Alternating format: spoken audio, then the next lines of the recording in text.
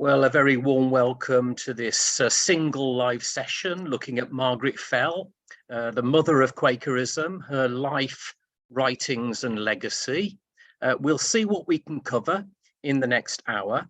Inevitably, in a short space of time like that, we can only go so far, but I hope it's a meaningful presentation for you, whether you're new to Margaret Fell or whether you already know quite a bit about her. If you want to go into more detail, there is a full 6-week online course happening in May and June, and I'll give you some more information about that at the end of the presentation. So let's take a dive into the life and times of Margaret Fell, and in particular focus on the contribution she made to the beginnings of the Quaker movement. And I would argue that without Margaret Fell, it's probably much, much less likely that the Quaker movement would have survived beyond the 1660s, 1670s. So I think we need to recognise the real significance of this person for the creation and stability and long-term survival of Friends as a faith tradition. But I also want to, as best we can in the short time we've got together, consider her as a full-rounded person. And so we'll have a think about her legacy, both positively and some of the things that may be a little bit more challenging towards the end of the presentation. Margaret Fell lived a long life, almost throughout the whole of the 17th century. And of course, the 17th century was a period of huge turmoil. If we look at this, we see she's born in 1614, and at that time, James I is king, and William Shakespeare is still alive. And then she lives across this century of turmoil, the English civil wars of 1642 to 1651, the creation of the Commonwealth from 1649 through to 1660. For Friends, a really significant issue, of course, the restoration of the monarchy in 1660, but also all sorts of famous events across this time, which were characteristic of a period of turmoil. The plague that affected the country in 1655, 1656, the Great Fire of London. And then, of course, towards the end of the period, what's called the Glorious Revolution, the deposing of James II and the establishment of William and Mary, which included a degree of toleration for dissenting groups. And at the end of her life, Queen Anne succeeds William III. And so we see Margaret Fell living across a period where the 7 monarchs and 2 Lord Protectors, James I, Charles I, Oliver Cromwell, Richard Cromwell, Charles II, James II, William and Mary, William III, and Queen Anne. And she lives across that whole period and dies, at an amazing age for the time, at nearly 88 when she dies. So a long life lived in tumultuous times, but often tumultuous times bring us exceptional people, and maybe we might argue that Margaret Fell is one of those exceptional people at this time. What's her significance? Well, what's interesting about Margaret Fell is the extent to which she offers gifts across a range of key areas. She is a prolific writer. She wrote 16 books of various lengths across her life. She wrote at least 166 epistles, and it's said that her published works constitute about 13% of all the documents that were published by women in England during this period. So a really significant published writer. We need to bear in mind, of course, that there were other significant women writers of the time. And I would note in particular Dorothy White, who's the next most published. And if you've not heard of Dorothy White, that begins to prompt some questions about why some people are remembered and not others. She's obviously a really significant leader and organizer. She has roles at various key stages in the development of the Quaker movement. At the beginning, she has a really significant organizing role. And towards the end of her life, she's also one of the people who works with George Fox to ensure that the movement has a discipline and structures that allows it to survive into the 18th century. Maybe slightly less well known is the significance of her political clout, in a sense, her ability, because of her social position, to influence people in political power as a lobbyist, having access to heads of state, including Oliver Cromwell and Charles II, and of course, being a woman in a deeply patriarchal society, she's also a key figurehead and advocate for women, and we'll look at that in more detail further along in the presentation. You can divide Margaret Fell's life up, I would argue, into 5 key stages. There's the period of her life that we might call the pre-Quaker stage, from her birth up to 1652. We know a little bit about that, but not a huge amount. We tend to know about these people because they become public figures and they publish material, and there is archive material about them. We know less about her pre-Quaker life. But that's stage 1, and obviously takes up a significant proportion of her life. Stage 2, which is essentially the 1650s, this is the stage where she is, I would argue, the coordinator of Quaker headquarters at Swarthmore Hall. Stage 3 is the 1660s, and this is Margaret Fell at the height of her political powers as a lobbyist, but also somebody suffering persecution herself as a prisoner imprisoned at Lancaster Castle. And that period ends in 1669 when she is married to George Fox. And that's symbolically a huge issue at the time and sets the scene for the stage 4. Stage 4 is where she's working with George Fox to consolidate the movement, to order it, to ensure it's got the stability and the structures that allows it to survive despite all the persecution that's going on. And then finally, stage 5, I've called loss of influence. The last 20 years of her life or so, she is increasingly marginalized. She's getting older. I think I call her a Quaker anachronism in that sense. There's a new generation, and she's the old order, the old, much revered, but in some ways that slightly embarrassing older relative that people revere but don't necessarily want to be around. And we'll come on to that at the end of the presentation.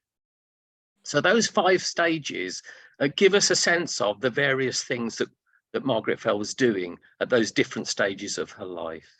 Partly to do with circumstances, public circumstances, and partly to do with her own personal circumstances. So we know that Margaret Fell was born Margaret Askew, a member of the lower gentry, Marsh Grange in the parish of Dalton-in-Furness in Lancashire in 1614. And there's been a little bit of speculation about whether Margaret Askew has any connection to the Protestant martyr Anne Askew, who was martyred under Henry VIII. It's an interesting speculation, but I don't believe that there's any substantial evidence to validate that connection. At a fairly early age, she marries another member of the gentry, Judge Thomas Fell. She's 18, he's somewhat older. He is a significant character, a judge, he's a member of Parliament at one time. And so this is a family of some substance.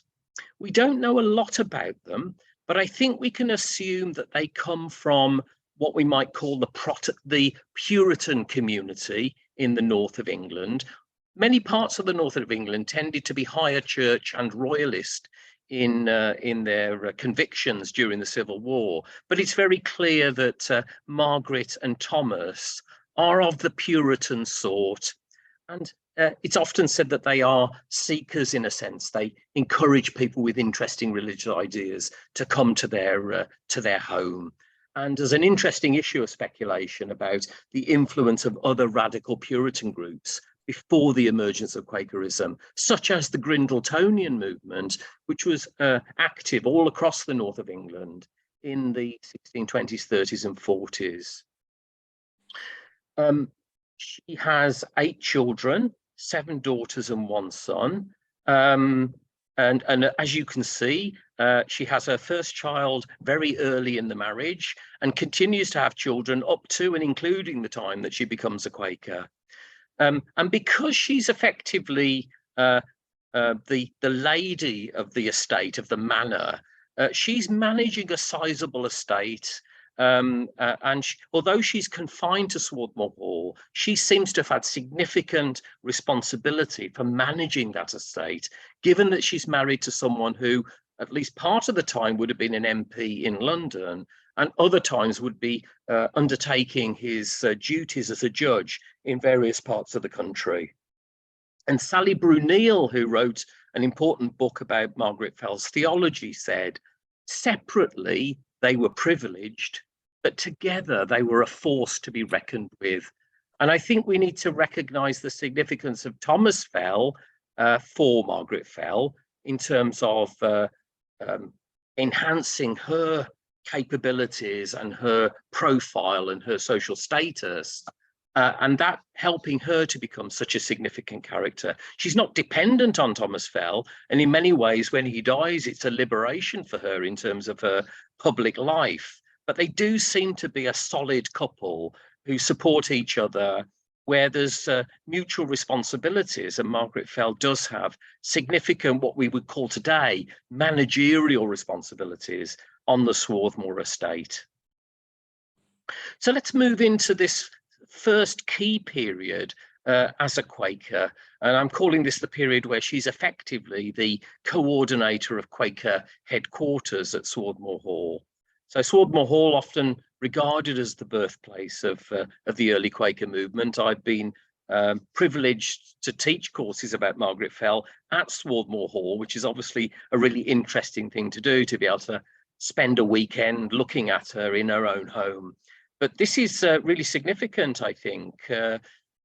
Obviously, Margaret Fell's social status, but also the use of Swarthmore Hall as a base and a headquarters is really significant in the development of the movement. And so 1652, if you know the story, George Fox and other key Quaker ministers, including James Naylor and others, moved from Yorkshire to Westmoreland. Margaret Fell and most of her household become Quakers in 1652. Judge Fell is away at the time, and never becomes a Quaker, but seems to be supportive and sympathetic. And in 1654, that's the time when the Valiant 60 of Quaker ministers launched their huge preaching campaign that goes all across the British Isles and Ireland, across Europe to the Ottoman Empire, down to Palestine, to Barbados and the American colonies, a huge preaching campaign. And Margaret Fell is confined to Swarthmore Hall. She is the lady of the manor, so to speak, but she's exercising her gifts despite the constrained nature of her circumstances. And so she organises the Kendall Fund in 1654, financial support for ministers, travelling ministers, their family, and for those who are in prison. A really significant practical step in supporting a movement that's on the offensive and developing and almost turning the world upside down at that time. But when we get to 1658, there are 2 factors that prove to be really significant, not only for Margaret Fell, but for the whole Quaker movement. On the one hand, Oliver Cromwell dies, the Lord Protector, and that begins a set of circumstances that leads to the end of the Commonwealth and the restoration of the monarchy. But in the same year, her husband, Thomas Fell, also dies.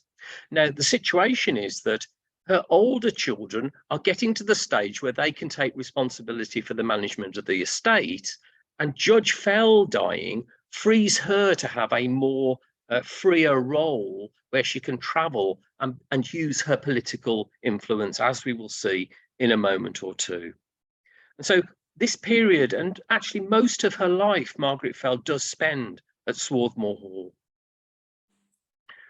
Really significant role at this time.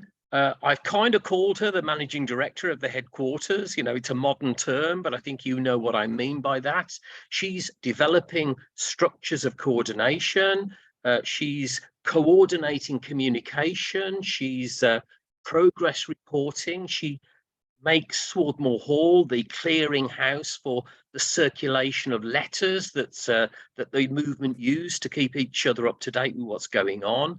And so it's the hub of activity, both in terms of communication, both in terms of the circulation of information and coordination, the dealing of internal discipline and troubleshooting. And we might suggest that it's her social status that enables her to both take on this role, and also that her role in disciplining men and women, of course, and that would have real sensitivities at the time, is something that she's able to take on. And she continues to be significantly involved in fundraising to support travelling ministers and charitable activities, particularly works that support women and families in the local area. At the same time, she begins her lifelong practice of writing epistles, often epistles of spiritual counsel, providing guidance to people who are joining the Quaker movement. And we'll have a look at one example in a moment. And what's interesting, and part of this presentation will help us understand the early Quaker vision in a little bit more detail, she's not really interested in writing to people to tell them what to believe or specifically what to do. Her message is really turning people to Christ within them, their inward teacher, encouraging them to clear away all of the inward obstacles that stand in the way of them knowing that inward experience of God in spirit that can teach and transform them, releasing the spirit that's imprisoned within them to do its transformative work.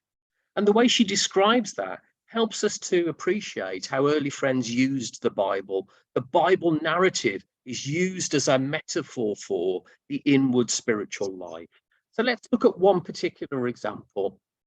This is a little bit of a letter to Colonel William Osborne, written in 1657. My dear love is to thee, dear heart. Wait and be faithful to thy measure of the good word of God, which thou hast received, that with it thou mayst see that which is contrary cut down. And the axe that is laid to the root of the tree, keep it there, that the fruits may be brought forth, meet for repentance, and let the voice cry through the wilderness, that every tree that grows there may be cut down, that the way may be prepared for him, and the paths made straight, and every mountain and hill laid low, and the rough ways made smooth. This thou must read within, for this is the messenger that goes before him to prepare the way for him, that baptizes with fire and the Holy Ghost. So essentially her message to William Osborne is, you have a measure of God's good word within you, but what matters is that you clear everything out of the way that stands in the way of it doing what it needs to be done. And you allow the Holy Spirit, which calls in the wilderness, to flatten the hills, raise up the valleys, make the paths straight. And these are all metaphors drawn from biblical texts. In this particular case, we see Margaret Fell drawing from chapter 3 of the Gospel of Luke, which is John the Baptist preparing the way for the coming of Jesus. And so for her, this is what matters in our day, is preparing the way for the Spirit of Christ to come and dwell and live through us. And so the guidance she's giving William Osborne is all about what he needs to do, his inward work, to allow that to happen within him. Gives you some sense of how she's using the scriptures as a metaphor for the inward landscape, the inward life. And the most important thing for early Quakers and for Margaret Fell is not to remember what happened in the past, so to speak, but to be focused on what's happening now within you. John the Baptist may have heralded the way of Jesus coming in the flesh. But Margaret Fell is saying to William Osborne, the Holy Spirit, as a kind of a spiritual John the Baptist, is calling you to make the way for the coming of Christ within you.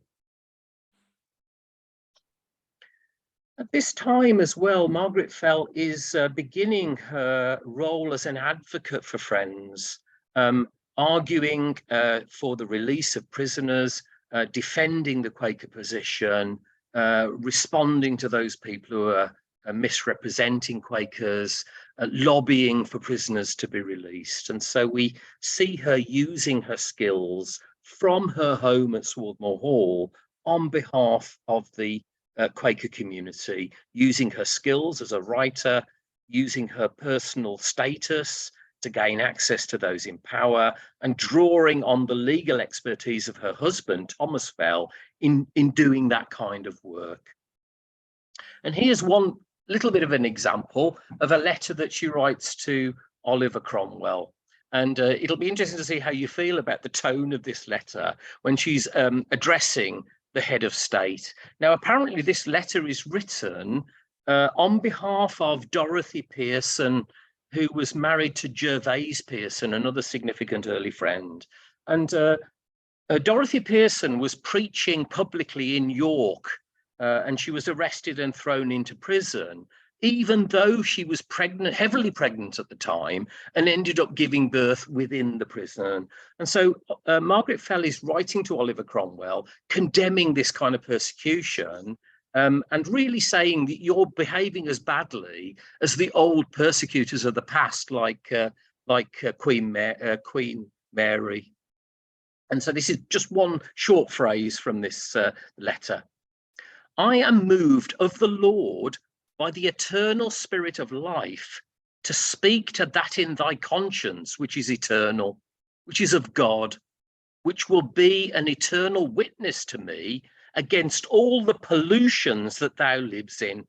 The burden of the word of the Lord lies upon me to declare against the hypocrisy that thou hast lived in all thy days, which profession stinks in the nostrils of God. It's interesting, isn't it? She doesn't mince her words when addressing Oliver Cromwell as the head of state. She is addressing the spirit that's in him.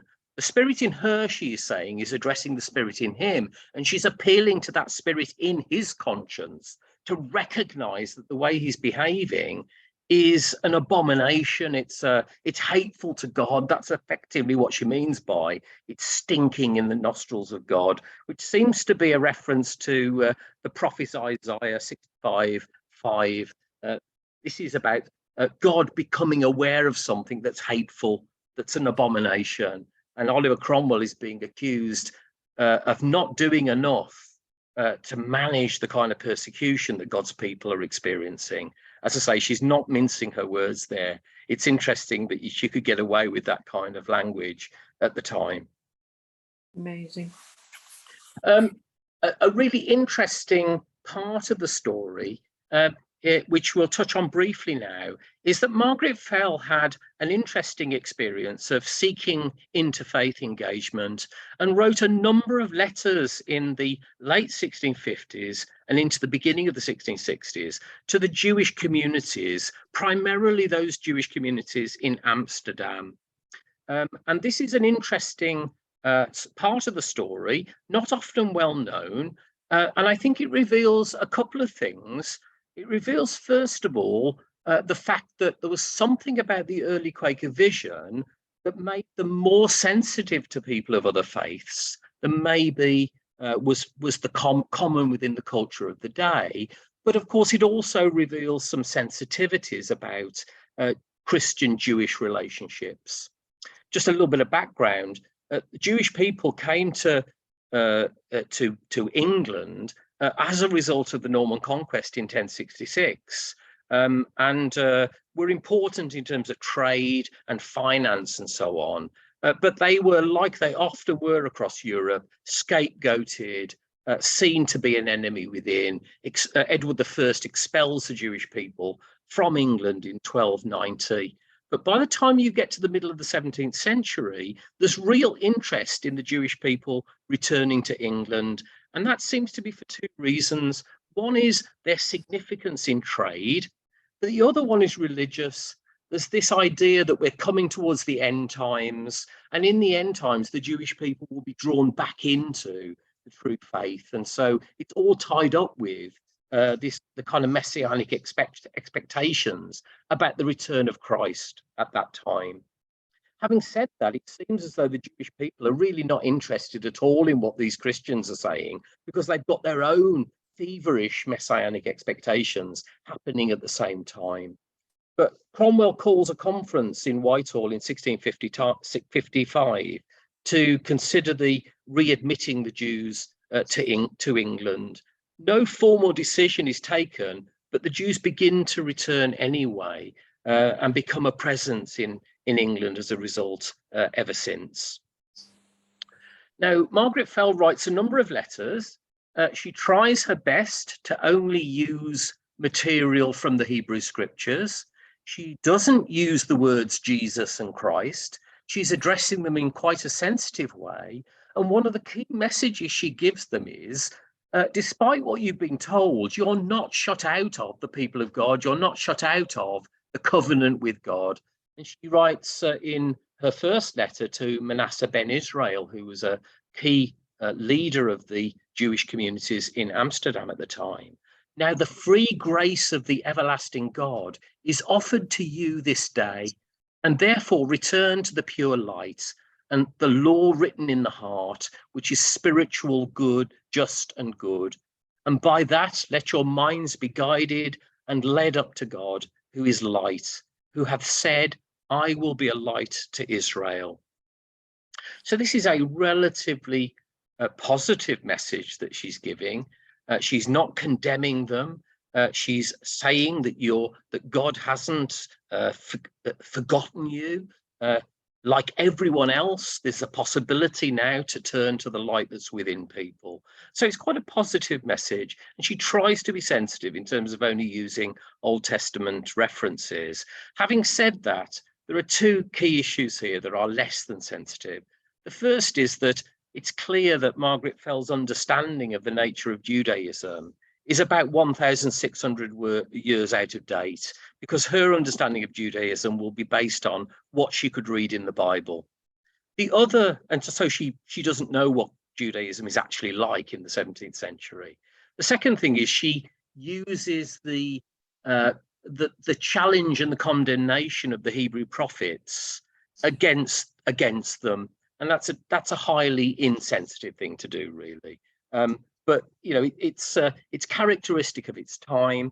It shows that there's something about the early Quaker understanding that allows a more positive view of other faiths and a more positive connection. And so that's just one additional thing she's doing in the 1650s, as well as being a coordinator of headquarters, or as well as writing all these letters of spiritual counsel, as well as being an advocate. She's also connecting with the Jewish community in Amsterdam. And there's been a bit of speculation as to whether Spinoza, who was part of that community, actually translated at least one of the letters into Hebrew. I don't think we can prove that, but there's some suggestion that that might be the case. So lots going on in that kind of first 8 years or so when Margaret Fell first becomes part of the Quaker movement. But now we're going to move on into the second period, when she's a political lobbyist, but also when she suffers imprisonment herself. Now, it's suggested that this is the time when Margaret Fell is at the height of her political power. Her husband has only recently died.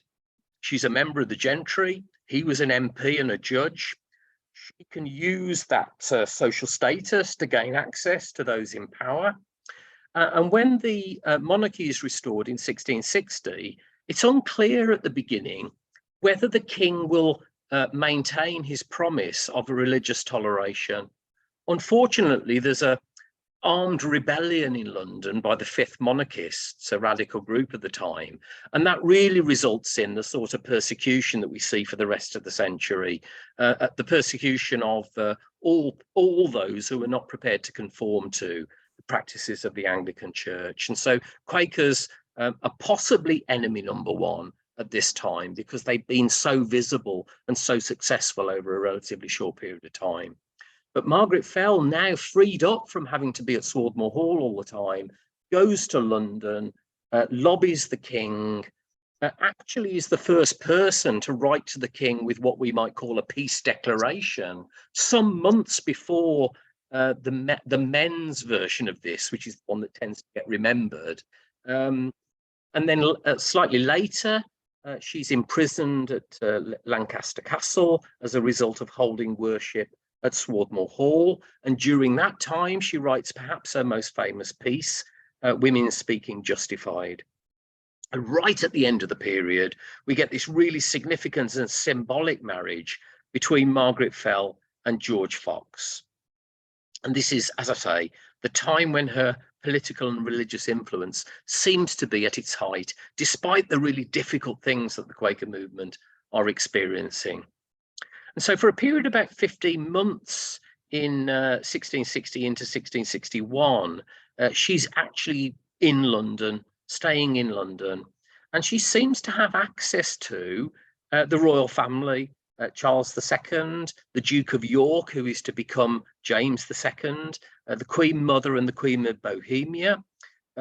She speaks to the king once a week during the summer of 1660, and she writes during that period 20 letters to members of the royal family. I sometimes slightly jokingly say she seems almost like a stalker of the royal family at this time. I don't know what their response was to Margaret Fell. I wonder whether they said, oh, it's that woman again. But she certainly has access to those in power, and she's using her power and influence on behalf of friends who are being arrested and imprisoned and dying in prison in large numbers. And so she's essentially trying to explain that Quakers are no physical threat to the new regime, and that they deserve toleration.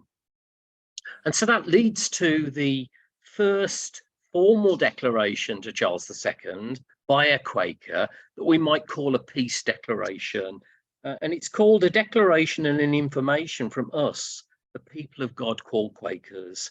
And it's, as I say, it's written and presented to the king some months before the famous one that we remember that was written by a number of Quaker male leaders.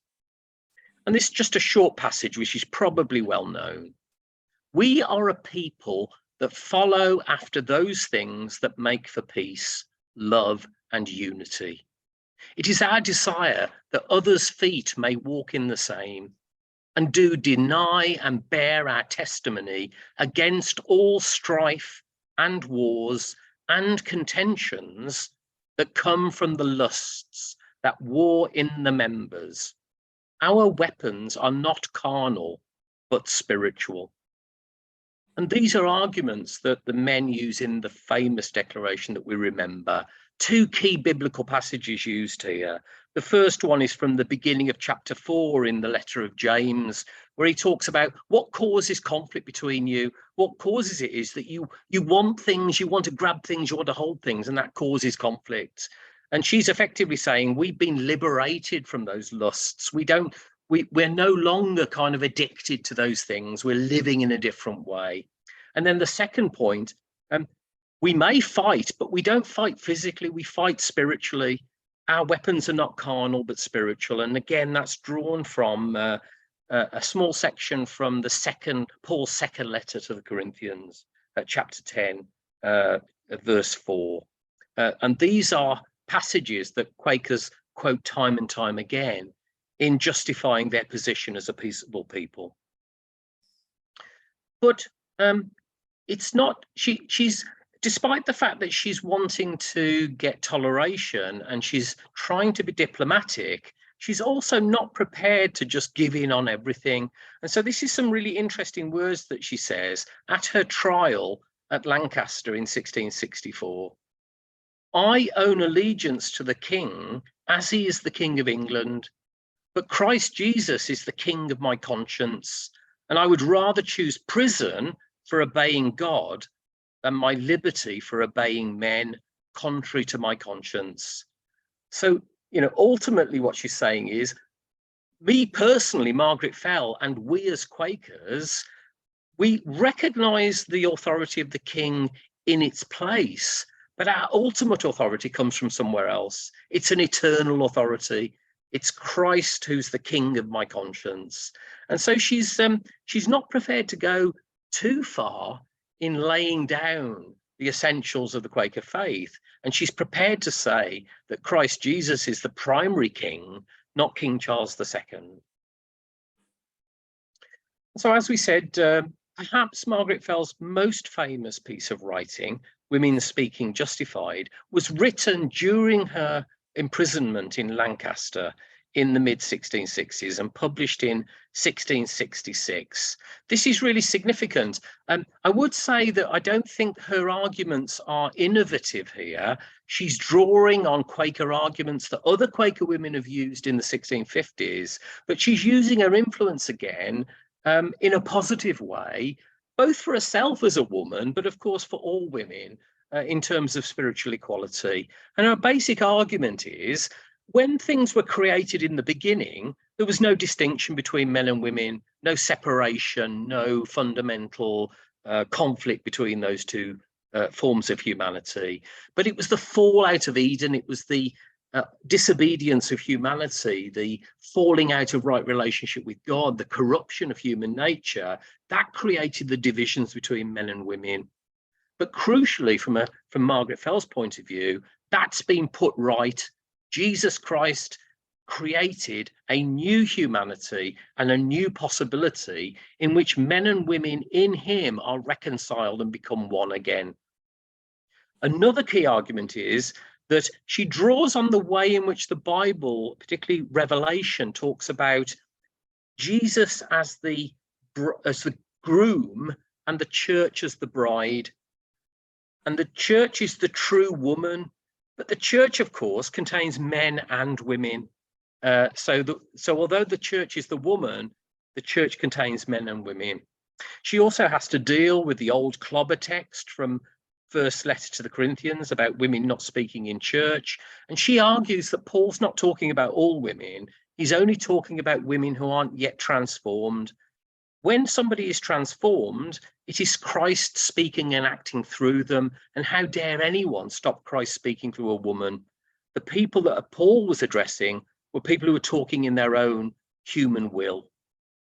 And she also then goes through the Bible with a fine-tooth comb and shows all the situations in the Bible where God uses women as well as men in important ways. So here's just a short passage from Women Speaking Justified. But Christ, who is the head of the church, the true woman, which is his wife, in it do daughters prophesy. You that deny women speaking, answer, doth it not consist of women as well as men? Is not the bride compared to the whole church? And doth not the bride say, come? So the key point here is that when people have experienced a spiritual transformation, it is no longer their own selves that's speaking, but it is Christ in spirit speaking through them. And therefore, how dare anyone stop Christ speaking through the daughter, through the woman, as well as through the man? That's the key argument in the early Quaker movement around the spiritual equality of women. Of course, that's a very specific spiritual equality, and we can't necessarily assume that that in any way led to social equality.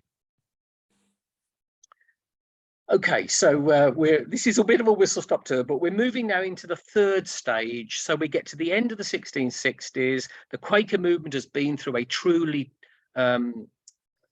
terrible time of persecution.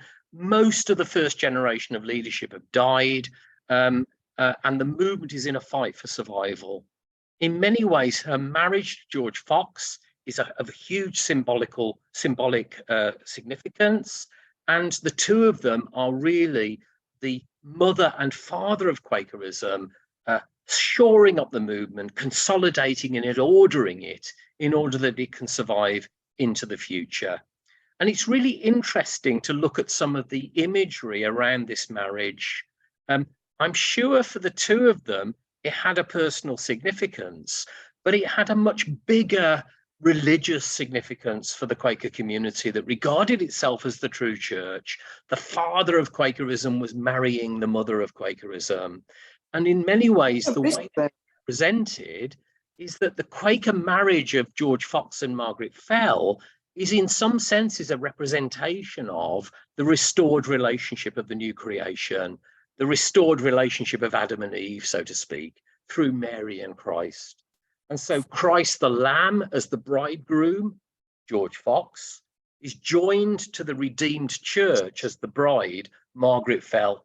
So you can see this is very exultant kind of way of understanding the marriage of these two people. And so their marriage had a personal dimension to it, of course, but also this hugely symbolic religious dimension as well.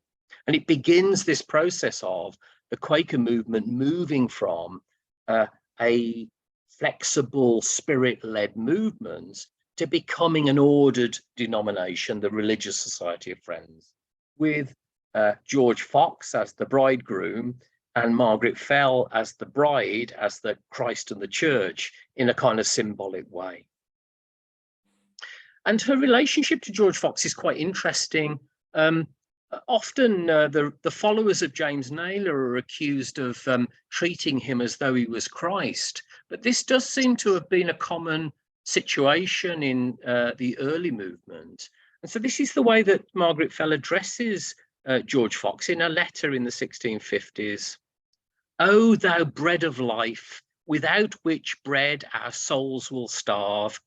O for evermore give us this bread, and take pity on us, whom thou hast nursed up with the breasts of consolation. O our life, our desire is to see thee again, that we may be refreshed and established, and so have life more abundantly." So we can see here that Fell is addressing George Fox in terms that sound suspiciously like you might address Jesus Christ. And so I think what's going on in the early movement is that really significant leaders, in particular George Fox, people address the Christ that's living in them. They are the people who've had the biggest measure of Christ revealed in them. And the way they are addressed is that you're addressing the measure of Christ that's in that person. I think that's what's going on. But it's interesting that when Fox and Naylor are in conflict in 1656, this is what Margaret Fell writes to James Naylor. "I have heard that thou would not be subject to him to whom all the nations shall bow. How wilt thou answer this to him who hath given him a name better than every other name, to which every knee must bow?" Now, again, this is highly open to interpretation. On the one hand, it seems as though Margaret Fell is effectively saying that George Fox is the one who represents Christ and that you should be subject to him. But again, I think this is part of this the sense of addressing the Christ that's in other people. But it's very clear, isn't it, that Margaret Fell regards George Fox as the one in whom Christ is primarily represented and present. So that's just an interesting beginning to thinking about their relationship. So during the 1660s, 70s and 80s, we see this ordering time. Margaret Fell has some difficulty with her son. He's the one member of the family who doesn't become a Quaker, and there's a bit of legal hassle around the ownership of Swarthmore Hall, and she suffers another imprisonment. But she's very involved in setting up separate women's business meetings, starting off in Swarthmore Hall at the Swarthmore Women's Business Meeting in 1671, and then a feverish lot of activity in establishing those structures, in getting a disciplined movement that can order itself in a way that enables it to manage its public image, be a disciplined people, so it can survive into the future. And so, for example, here we see in 1673, Fell travels 268 miles in 18 days, visiting 15 different Quaker meetings in Yorkshire as part of this initiative. George Fox, of course, not long after the marriage, goes off to Barbados and the American colonies for quite a long time, comes back to England, gets himself arrested at Worcester, and ends up almost dying in Worcester. And so a lot of the early years of their marriage, they're separated. But Fox does spend two significant periods at Swarthmore Hall in 1676 and 1678. Now, this is the period when he is dictating his journal, and we need to view the journal as George Fox's attempt to describe Quaker beginnings from his own perspective. In a sense, it establishes his vision of the early Quaker movement and his place within it. There does seem to be some evidence at this time that Margaret Fell and George Fox are somewhat managing the archive of information that's available at Swarthmore Hall in a way that begins to hide some of the things about the early Quaker movement that have subsequently become rather embarrassing. The more charismatic, exultant sort of stuff that would often be viewed as religious enthusiasm by those in power. And so we see Fox and Fell ordering the movement, consolidating their leadership. They are the mother and father, the bride and the bridegroom. They are the ones establishing the official version of Quaker beginnings for history. And so this is a really significant time, both in terms of the story of Quaker beginnings that we receive across history, but also the sorts of structures that are established that enable Quakers to survive in the long term. And then the final period of her life is a period of isolation. She is in Swarthmore Hall in the north of England. The centre of gravity in English Quakerism has moved to London. There's a whole new generation of Quaker leaders, many of whom are of higher social status than her, even her. So William Penn, for example, is a member of the aristocracy, effectively, a personal friend of James II.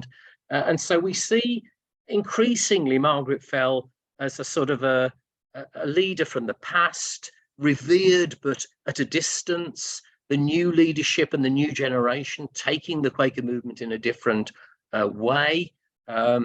She visits Fox quite often. I mean, this is quite an interesting relationship. They spend most of their time separated. Most of the late part of Fox's life is in London and the southeast, whereas she stays in Swarthmore Hall. And of course, in 1691, Fox dies at the age of 67.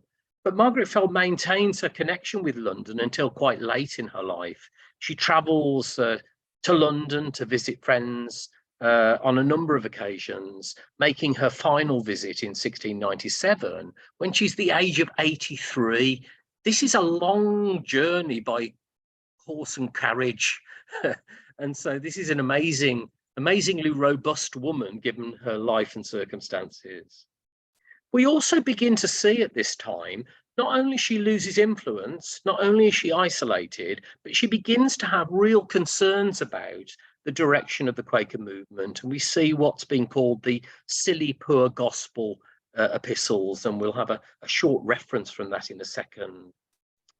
But Margaret Fell lives on into the beginning of the 18th century. She dies in 1702 and she's almost 88 years of age.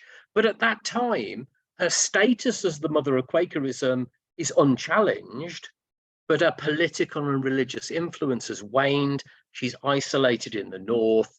There's an increasingly wealthy and respectable group of new leaders, primarily in London and the southeast. And so that's why I suggested that she's, by the end of her life, regarded as something of an anachronism, a throwback to the early years of Quakerism. And so this is what she says in one of her last letters in 1700. For I see that our blessed, precious, holy truth that has visited us from the beginning is kept under, and these silly outside imaginary practices are coming up and practiced with great zeal, which has often grieved my heart. And so what I think she's talking about there is that she's feeling that the more that Quakers adopt a rigorous discipline, which includes standardized ways of speaking and dressing, the more she feels that the movement is getting into legalism and is losing what she found most important about the early Quaker movement, which is the ongoing daily inspiration of the spirit within people. And so there's this tension between an ordered community that's becoming rather regimented and the old charismatic, spirit-led movement of the early years. Now, what's ironic about all of this, of course, is that Margaret Fell works with George Fox to enable this to happen. And so she begins to regret it, I think, by the end of her life. So how might we characterize her legacy? Well, clearly in terms of organization and discipline, she has a significant contribution, ordering, coordinating the movement from the beginning, and then later helping to establish the structures that enable Quakers to survive through all of that rigorous persecution. We might argue that she's the Quaker kingmaker. She secures Fox's leadership. I think it's not unreasonable to say that she is the one who saves George Fox in all sorts of ways. Every time he's imprisoned, she massively lobbies for his release. And he probably survives when other Quaker leaders didn't because of her efforts. We know that Thomas Fell saved George Fox from a second conviction of blasphemy in the 1650s, which could have resulted in him being banished. And so in all sorts of ways, Margaret Fell is the one who enables George Fox to become the undisputed leader of the Quaker movement. And of course, he's the father of Quakerism and she's the mother. Clearly, as we've seen, she's a really significant advocate, particularly in the 1650s and 60s. She protects the Quaker movement. She lobbies for persecuted Quakers. She has influence. And as we've said, she probably ensures that George Fox survived and lived the relatively long life that he did. Really significant contribution to women's spiritual equality. She is a powerful role model. She writes powerfully about women's spiritual equality. She is a strong and assertive voice on behalf of women. And she has a really important role as a nursing mother. She obviously was respected deeply for her spiritual counsel, but also the way in which she could defend the Quaker position in her writings. At the same time, we need to ask ourselves some challenging questions as well about the legacy of Margaret Fell. She was of high social status. To what extent is that significant in terms of the way the Quaker movement developed? In the earliest years, there was real economic and political radicalism in the Quaker movement. Later in the 17th century, Quakers become significantly more conservative around these things. And it may well be that a member of the gentry having such a significant role in the Quaker movement was a significant influence on a move away from English Revolution radicalism to a much quieter, economically and politically conservative position. Clearly, her gender and her class is significant. Her class position probably allowed her to overcome many of the limitations of being a woman in a hierarchical and patriarchal society. But to what extent was she being remembered as the token woman leader to the neglect of other important early Quaker women? There were many significant Quaker women, not of her same social class, who wrote powerfully, who were published significantly. I mentioned at the beginning of this presentation, Dorothy White, who's the next most published Quaker writer of the 17th century, almost unknown. And so there's all sorts of questions about the extent to which Margaret Fell's social status allowed herself to be seen as something separate from everyone else. As we've begun to see, her important role as an advocate of order meant that the Quaker movement lost some of its radical freedom of the spirit. It moved from being a spirit-led charismatic movement to becoming much more of an ordered, disciplined, rather legalistic sort of movement as it moved into the 18th century. Now, I think Margaret Fell was a key player in all of that, but as we've seen, she began to worry about the consequences of that change at the end of her life. She also was significant in enabling an official version of history to be established about Quaker beginnings, and that may not give us a rounded picture. And so it's taken scholars in the 20th century, in the 21st century, to begin to complicate that early story, to recognize that often Margaret Fell and George Fox's contribution was emphasized to the exclusion of other important early friends. And so we get the beginnings of a more nuanced history that breaks away from the official version that was developed in the 1670s.